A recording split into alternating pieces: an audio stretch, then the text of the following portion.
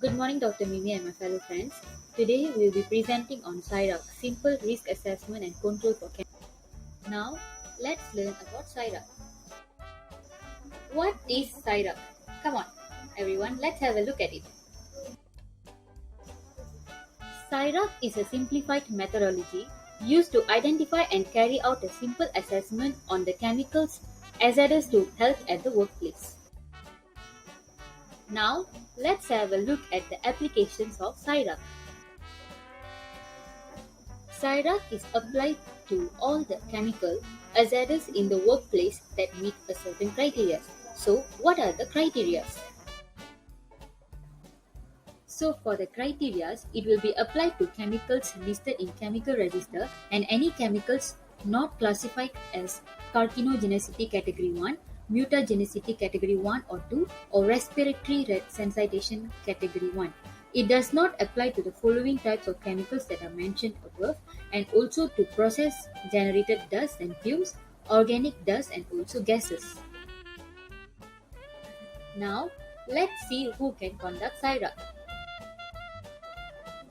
It can be conducted by those who have knowledge on how to interpret SDS, which is a safety data sheet, work processes and tasks, basic principles of SiRAC, basic requirement of OSHA, USAC and relevant guidelines, and also have been trained on SiRAC. Now let's move on to methodology of SiRAC. Step 1, we have to gather the information. Step 2, we have to start determining the hazard group. Then for step 3, we have to decide on the scale of use. For step 4, we have to start determining the dustiness and volatility of the chemicals. For step 5, we can move on to the selection of control approach. For step 6, we have to find the task in the specific control guidance sheets. Next, for step 7, we have to develop and implement the action plan.